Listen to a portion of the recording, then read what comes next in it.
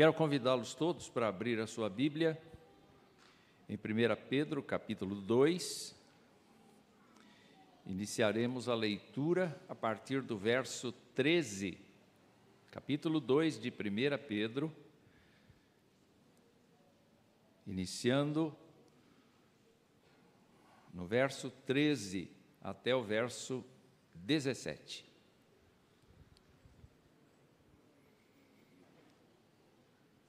1 Pedro 2, de 13 a 17. Leiamos. Por causa do Senhor, estejam sujeitos a toda instituição humana, quer seja ao rei como soberano, quer seja às autoridades como enviadas por ele, tanto para castigo dos malfeitores como para louvor dos que praticam o bem. Porque assim é a vontade de Deus, que pela prática do bem vocês silenciem a ignorância dos insensatos. Como pessoas livres que são, não usem a liberdade como desculpa para fazer o mal. Pelo contrário, vivam como servos de Deus. Tratem todos com honra, amem os irmãos na fé, temam a Deus e honrem o Rei. Quando o Senhor Jesus Cristo estava praticamente terminando o seu ministério, João fez o registro de uma oração de Jesus. Para mim, esta oração de Jesus é um dos capítulos mais lindos da Escritura, porque é o Filho de Deus encarnado, conversando com o Pai de um jeito intercessório, de um jeito mediador, como Ele é capaz de fazer sempre. Ele é o nosso mediador por excelência. Ele faz isto.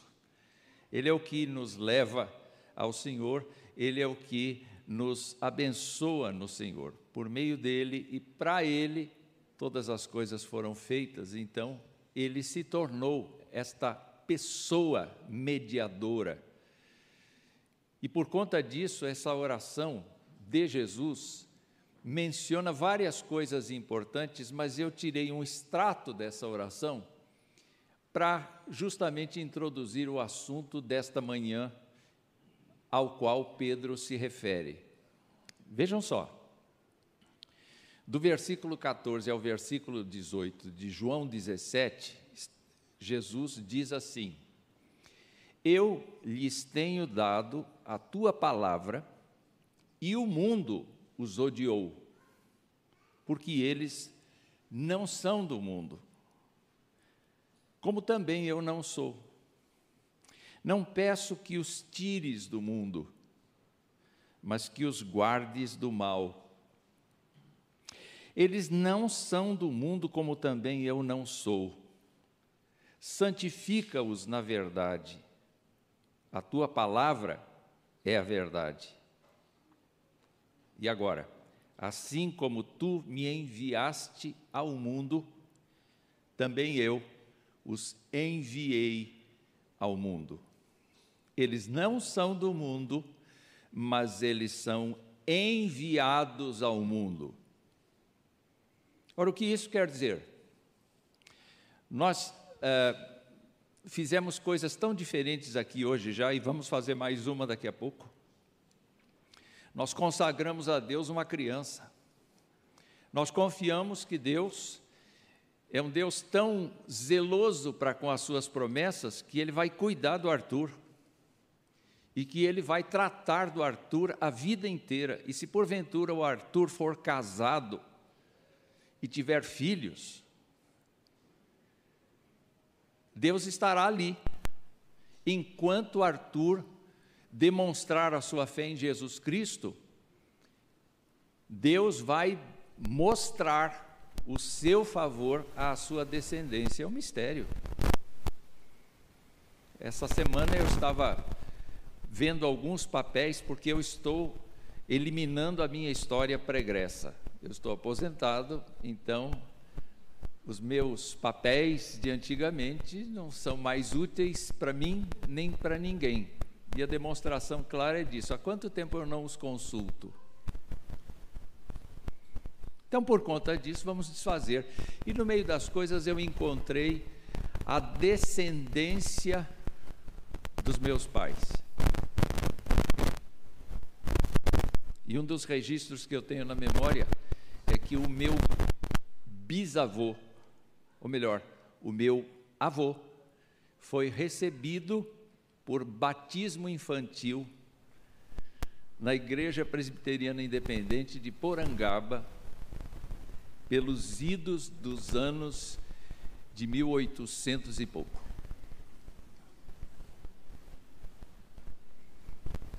E eu estou assistindo as minhas netas, que foram batizadas, e o Senhor está tendo a graça de cuidar da nossa casa. Quando nós pensamos nessas coisas, nós talvez poderíamos dizer, olha, o que isso tem a ver com a minha vida cotidiana?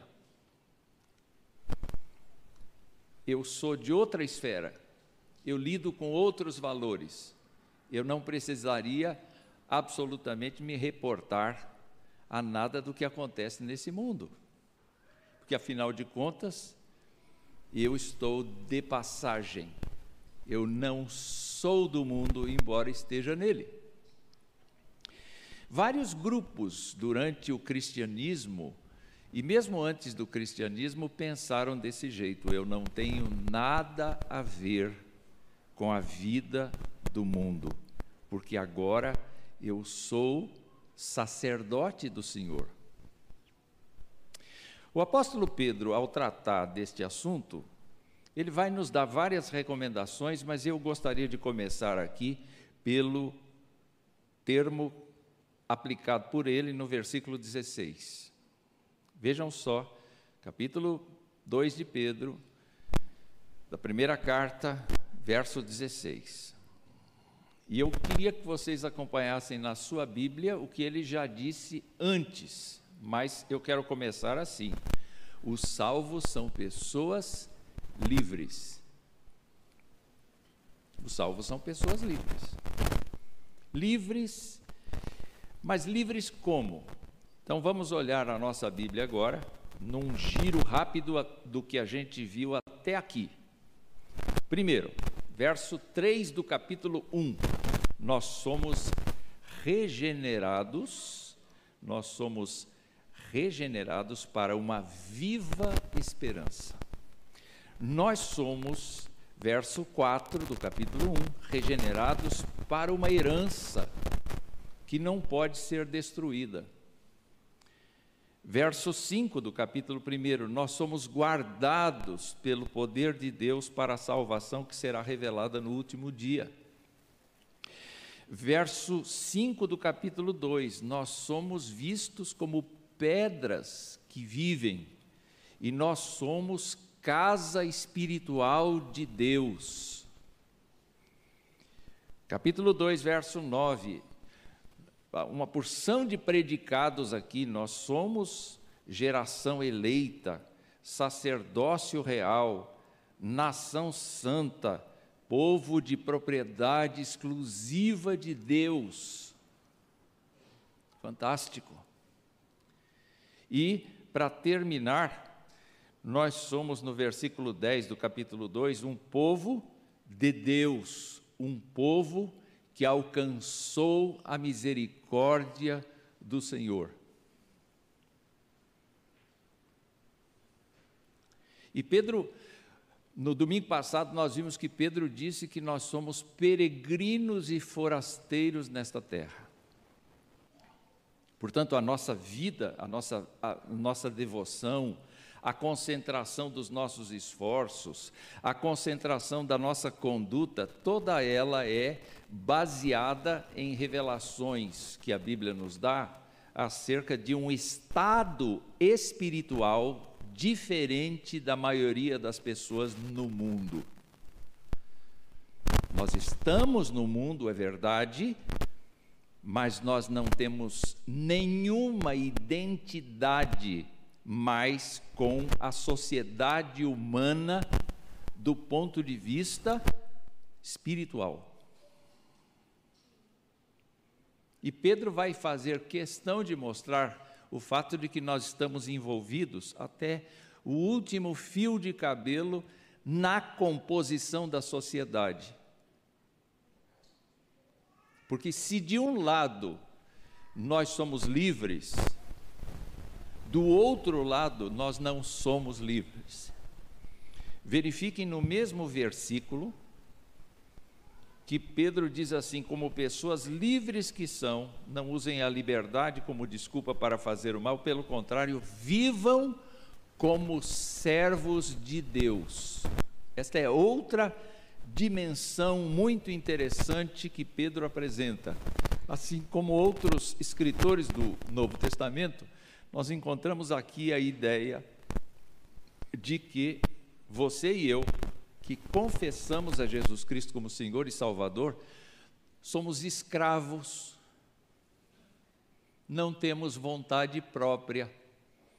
Nós que somos considerados livres por causa da grande bênção da salvação que Deus nos dá, nós estamos livres da condenação eterna, nós estamos livres do pecado e da morte, nós seremos carregados para o Senhor na hora do nosso falecimento, nós estaremos em segurança até a ressurreição do nosso corpo, nós viveremos com o Senhor para sempre, assim como nós somos livres desse jeito. Durante a nossa peregrinação nesta terra, nós somos escravos, porque a palavra aqui é doulos, é escravo. Um escravo que simplesmente obedece a seu Senhor e não faz outra coisa a não ser obedecer o Senhor. Então ela anda o tempo todo pensando no que o Senhor quer para a sua vida. A primeira oração do dia deveria ser: Senhor, aqui estou, sou frágil, fraco, pecador, limitado, ignorante, não conheço nada das tuas coisas, deixo muito a desejar no quesito santidade, mas, ó Deus, eu sou teu servo, eu sou tua serva, guia o meu dia, orienta o meu dia, me conduz para experiências contigo e com as pessoas de uma maneira que eu possa te louvar, te engrandecer, te exaltar o nome. Esse é o meu sonho para hoje, essa é a minha aspiração para hoje. E nessa fala toda, a gente não está pensando no Estado. Está? Não está. Está pensando na relação íntima com o Senhor. Bem, acontece que, como escravos, também o Pedro falou muita coisa antes aqui. Vamos voltar para o capítulo 1, verso 2, e ele vai dizer que nós fomos eleitos. Isso é chique, né? Deus nos eleger, é maravilhoso, mas nós fomos eleitos para a obediência. Nós somos eleitos para obedecer. Nós não fomos eleitos para fazer o que queremos. Capítulo 1, verso 6, Pedro diz que se necessária a nossa vida vai ser contristada com várias provações. Nós vamos passar tempos amargos, exatamente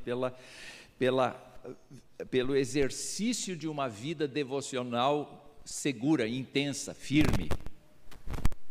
Uma vida devocional em que a gente mira a glória de Deus e não a nossa própria glória. Nós vamos passar experiências difíceis, porque nós vamos ser criacionistas num mundo que não é. Nós vamos ser predestinistas quando um mundo advoga o livre-arbítrio. Nós vamos ser pessoas dependentes de um ser que ninguém enxerga. E por conta disso é possível que a gente sofra humilhação.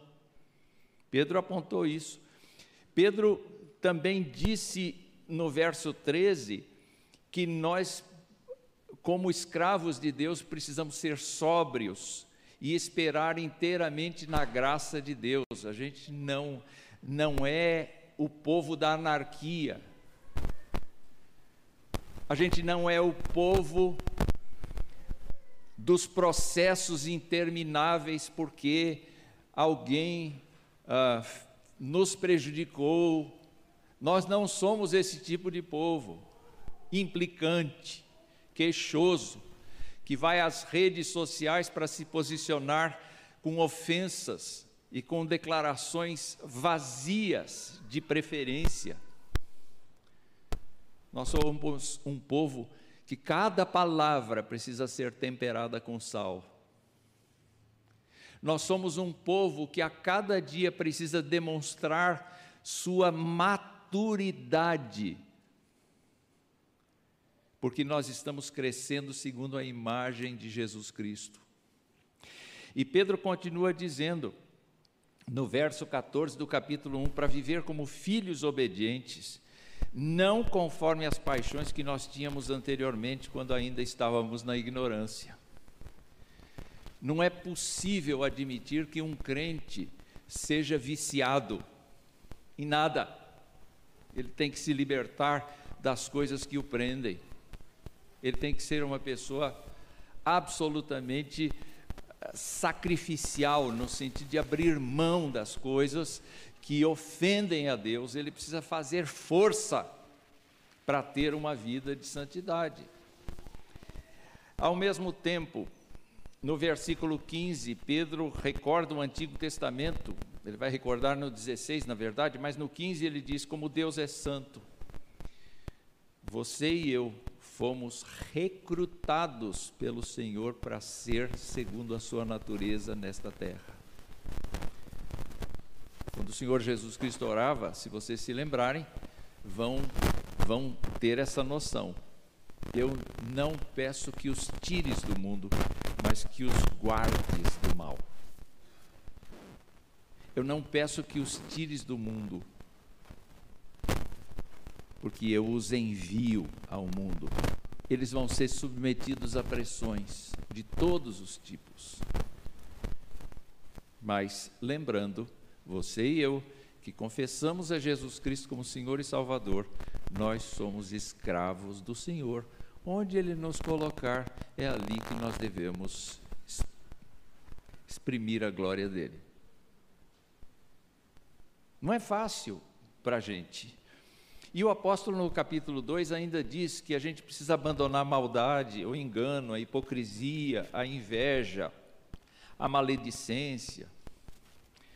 No capítulo 2, no verso 9, ele diz que nós somos geração eleita, é verdade, mas para proclamar as virtudes de Deus que nos chamou para a sua maravilhosa luz.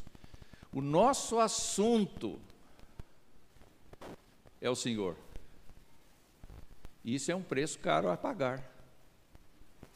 Você deve se lembrar que ser um cristão significa entregar a vida por isso. Não é só pastor que tem que fazer isso. Cada crente tem que fazer isso. Porque, afinal de contas, pastor também é crente. Espera-se. Não é?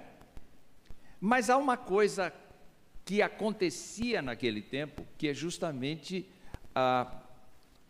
uma situação que os crentes enfrentavam no tempo que Pedro escreveu para eles, que é justamente a pressão que os crentes sofriam por adorar Jesus Cristo e não por adorar o Estado romano, o César.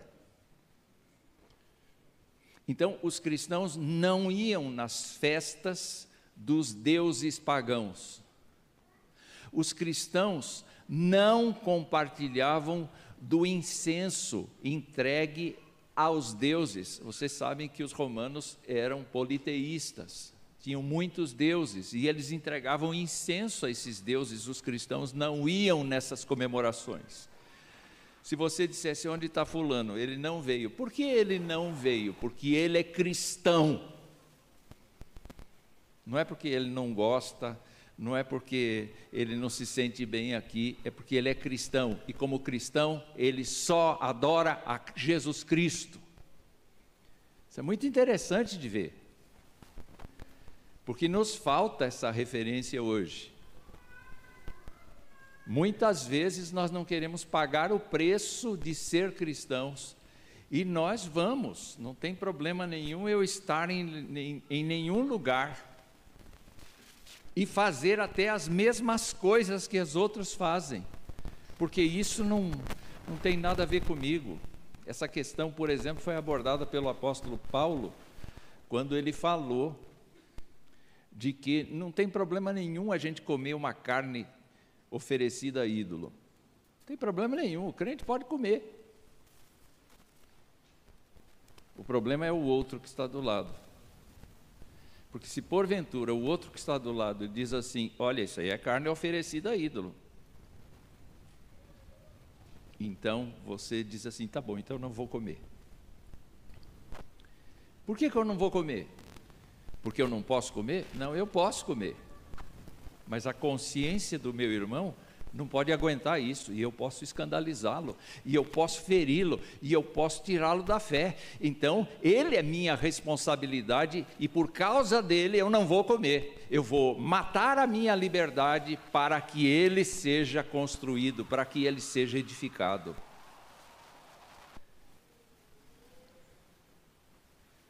É pesado ser crente.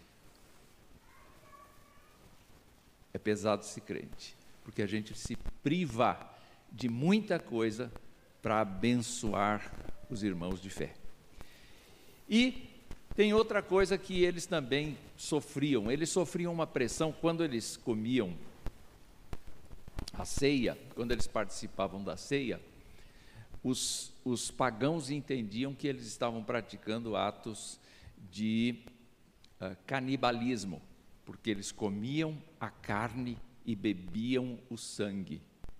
Eles eram literais na compreensão. E quando um crente chamava outro crente de irmão, ou um crente chamava uma crente de irmã, eles diziam, eles são licenciosos, eles têm problemas de adultério no meio deles. Nós sabemos que não é nada disso. Entretanto, quando as pessoas de fora nos veem abraçando, abençoando, cuidando uns dos outros, visitando uns aos outros, orando uns pelos outros, eles não entendem esta koinonia. E os crentes daquele momento eram acusados justamente de ser assim. Canibais, licenciosos e exclusivistas. É aí que entra, então, a exortação do apóstolo Pedro. E, meus queridos irmãos, olha como ele começa este parágrafo. Por causa do Senhor, verso 13. Por causa do Senhor, estejam sujeitos a toda instituição humana. Por que eu sou ao mesmo tempo, cristão e cidadão?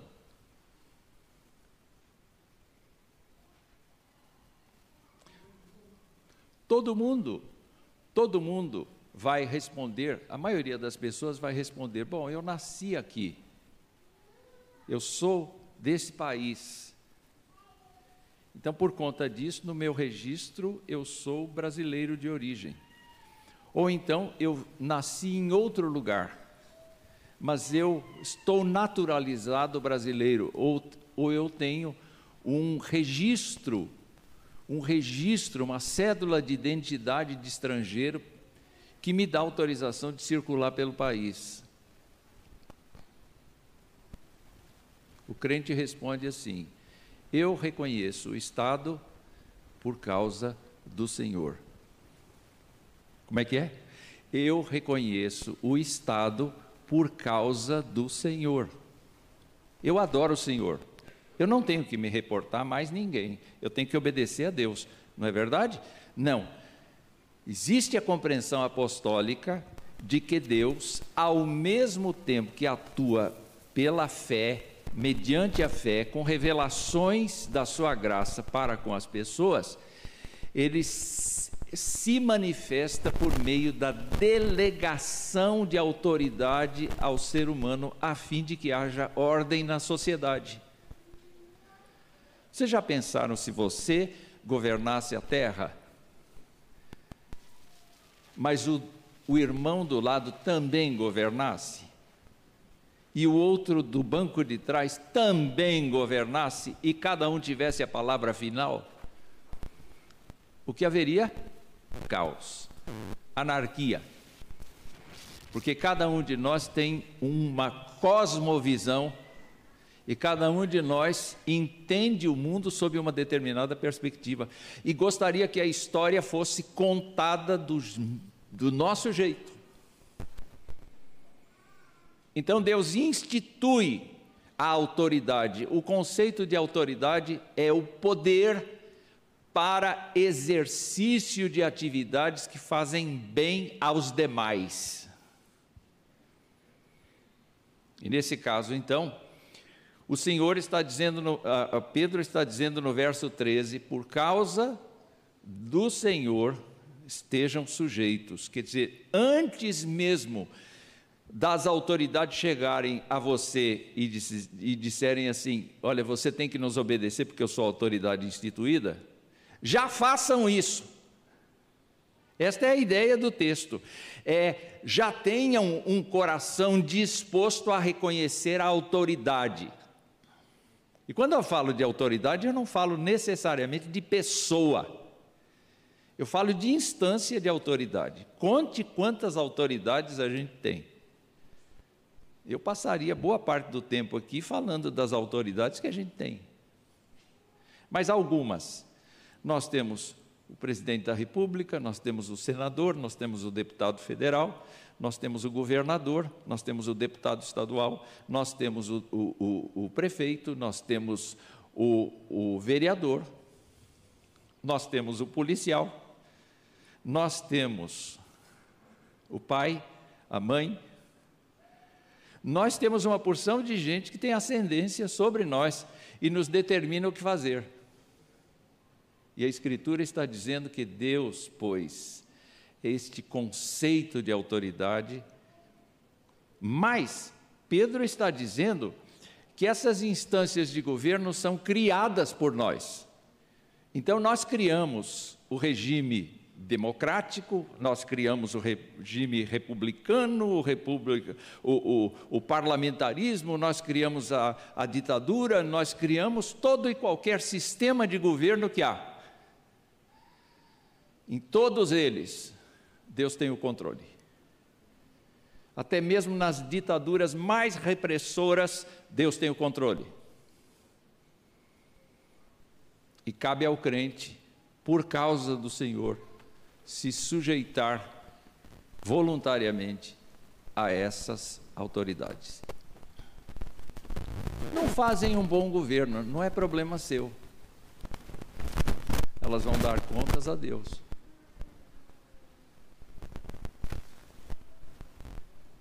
Elas vão dar contas a Deus. Tiago falou uma coisa que tinha relação com a palavra de Deus. Meus irmãos, muitos de vós não querais ser mestres, porque haveremos de receber mais duro juízo. Então eu quero dizer uma coisa aos professores de escola dominical aqui: o seu juízo vai ser mais duro do que o do crente que assiste suas aulas. Imagine um prefeito, imagine um governador, imagine um homem da lei, um homem do Tribunal Federal, imagine um presidente. Deus vai cobrar todas as injustiças ao seu nome. Deus vai cobrar. Então, quando olhamos para o texto, por causa do Senhor e da sua vontade, se sujeitem às instâncias de governo criadas pelo ser humano. No caso específico de Pedro, ele estava falando de Nero, que o matou depois. Tá certo? Matou ele, matou Paulo, mandou executar.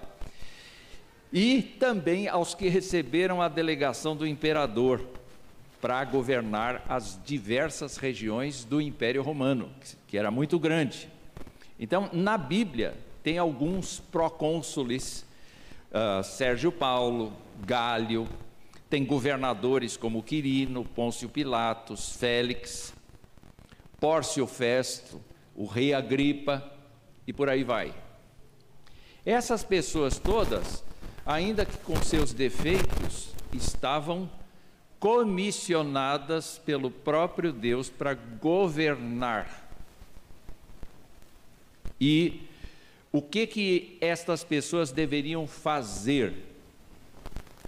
O texto bíblico nos diz assim, que as autoridades deveriam ser para castigo dos malfeitores como para louvor dos que praticam o bem. Portanto, um senso de justiça. As autoridades deveriam prezar pela justiça e pelo benefício da população.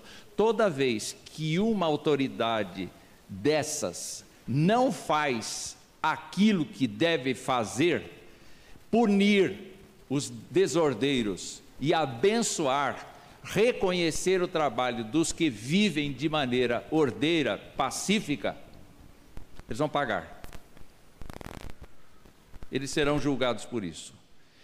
Entretanto, nós os crentes temos um compromisso muito sério, e é aí que eu entendo que existe uma falha da nossa compreensão, que é aquilo que o apóstolo Paulo apontou como sendo uma obrigação nossa. Nós devemos orar por todas as pessoas do mundo, mas especificamente nós devemos orar por pessoas que estão no exercício do poder do Estado. A nossa agenda de oração não deve constituir-se apenas dos irmãos de fé, mas deve transpor essa linha. E nós precisamos orar pelo país, nos envolvermos com o país, entendermos como é que funcionam os três poderes do país, caminhar e colocar o dedinho sobre o nome de uma determinada pessoa que está no exercício do poder e rogar a Deus por ela. Porque embora nós sejamos cidadãos do reino dos céus, nós precisamos ser em qualidade o melhor povo que esse país já teve.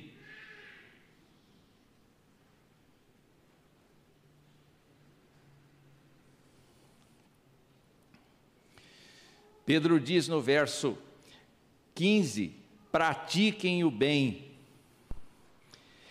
E outra coisa que ele diz no verso 15 é que a vontade de Deus para vocês é que vocês pratiquem o bem a fim de que os seus acusadores sejam calados.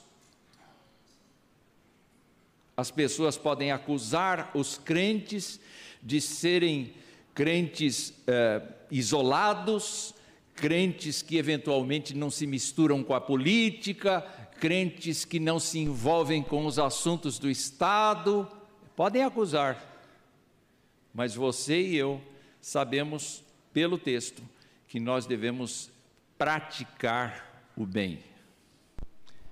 Vocês se lembram que o imposto de renda foi prorrogado em mais um mês, e vocês sabem que todos vocês que recebem ganhos não podem, por causa do Senhor, ocultar nenhuma receita e não inventar nenhum expediente que faça com que vocês tenham uma dedução maior do imposto de renda.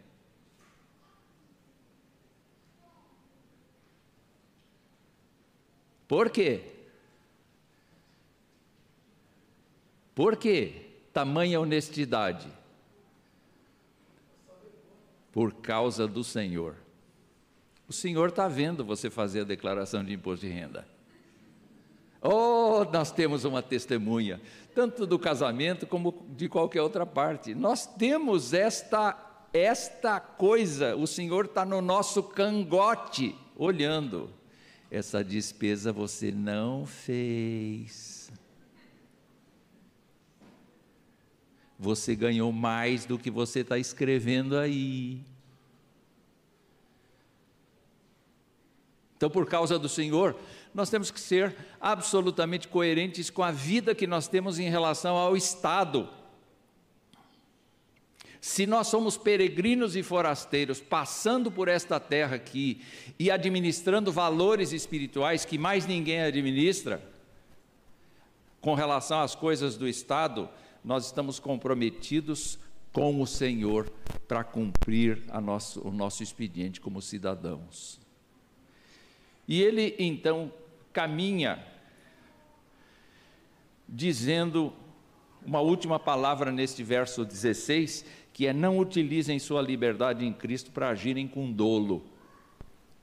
E coloquei aqui a palavra dolo, porque dolo é fraude, é má fé, é maquinação, é ato com que eu induzo ou mantenho ou confirmo o erro. É um erro intencional. Não é um erro casual, que eu me distraí, mas é um erro proposital, é um erro planejado. O Senhor diz: não usem da sua condição de filhos de Deus, de livres que vocês são, para atuarem neste mundo de maneira maliciosa, de maneira perversa, de maneira a terem um manto de santidade do lado de fora, mas terem podridão do lado de dentro. O tempo já vai longe, né, reverendo? E aí ele dá 4 recadinhos assim, muito rápidos, e eu também vou ser muito rápido. Primeiro deles: o crente precisa perceber nestas pequenas frases o seu papel em relação ao Estado. O primeiro deles é: tratem todos com honra. Por que nós devemos tratar todos com honra? Porque todos os seres humanos foram criados à imagem e semelhança de Deus. O crente não discrimina, o crente não violenta, o crente não é intolerante e o crente não despreza nenhum ser humano. Isso não significa que a gente deve aceitar os pecados do ser humano. Aquilo que o ser humano faz com a sua vida, a gente não deve aceitar porque foge do padrão da Escritura. Mas o ser humano em si precisa ser tratado com honra. O crente não tem o direito. Tiago levantou essa questão, dizendo assim: quando entra alguém na sua congregação com anéis de ouro, tal, etc., você diz assim: vem cá, vem cá, vem cá, senta nos lugares de honra. Mas um pobre diz: fica aí. Aqui não tem disso, não. Não tem rico, não tem pobre, não tem homem, não tem mulher, não tem judeu, não tem grego, todos são um em Cristo Jesus.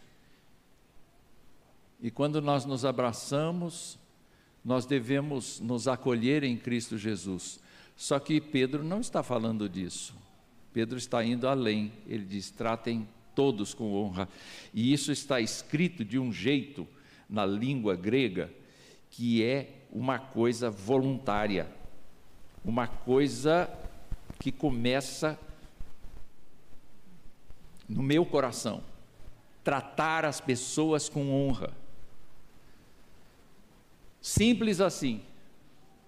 Por que eu devo tratar com honra? Porque a pessoa vive porque Deus quer. Por causa do Senhor eu vou tratar a pessoa bem.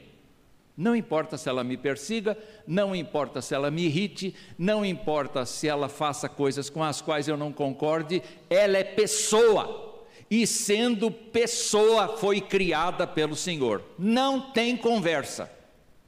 Segunda coisa que Pedro diz aqui: amem os irmãos na fé.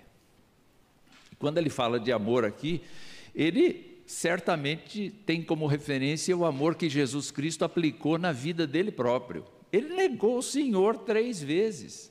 Ele foi um apóstolo cabeça dura. Ele foi um precipitado. Pedro sempre teve as suas dificuldades. Ele foi agressivo, ele tomou da espada e cortou a orelha de uma pessoa. Ele não era gente fina. Mas o Senhor o amou e perguntou para ele: Pedro, tu me amas? 3 vezes. Quando a gente olha o texto, a gente sabe que existe diferença na forma como Jesus faz a pergunta. Mas Pedro disse: eu te amo, o Senhor sabe tudo. O Senhor sabe que eu te quero, que eu sou teu amigo, o Senhor sabe que eu te respeito, o Senhor sabe que eu vou viver por ti. E é esse Pedro que diz assim: se amem, se entreguem mutuamente, se cuidem mutuamente, porque ninguém mais faz isso por vocês. Quem está como povo livre, quem está como povo escravo de Deus, quem está como povo que atende o Estado, exatamente por conta da sua vinculação a Deus, deve agora entregar-se aos irmãos na fé e deve abençoar os irmãos na fé com a sua conduta. A terceira coisa, temam a Deus. E a gente pode entender esse temor a Deus como um respeito fervoroso pelo Senhor, dando a Ele o primeiro lugar e agindo na sociedade com os seus princípios e valores. Eu me lembro de uma passagem do Apocalipse que diz assim: grandes e admiráveis são as tuas obras, Senhor Deus Todo-Poderoso, justos e verdadeiros são os teus caminhos, ó Rei das nações. Quem não temerá e não glorificará o teu nome, ó Senhor, pois só tu és santo. Nós não temos o direito de temer outra coisa a não ser o Senhor. Não vamos temer a inflação, não. Não vamos temer a guerra que está acontecendo no mundo. É necessário que hajam guerras. Não vamos temer se um partido ou outro partido entrar na direção do país. Não vamos temer nada disso. Vamos temer a quem? O Senhor. Só temer o Senhor, é o que diz Pedro. E por último, honrem o rei. Essa frase, assim como as outras 2 anteriores, amem os irmãos e temam a Deus, é uma frase que está escrita no presente. Façam isso habitualmente, façam isso continuamente. Se todo mundo critica o governo, eu não o farei por causa do Senhor. Pelo contrário, eu orarei pelo governo. Eu me prostrarei diante de Deus por conta do governo. Porque a população precisa de uma vida mansa. E só Deus pode modificar o coração dos executivos. Não é a anarquia, não é a fake news, não é nenhum outro expediente carnal que nós possamos utilizar. E se nós quisermos ser pessoas abençoadas, vamos nos colocar, vamos nos posicionar como Neemias se posicionou. Porque estando muito bem, num lugar de muita projeção, Neemias olhou para o seu país, viu grande miséria do seu país e disse: eu sou a pessoa que Deus chamou para consertar isso, mas eu vou fazer isso do jeito do Senhor. E o resultado foi que a obra que ele pretendia foi construída em tempo recorde.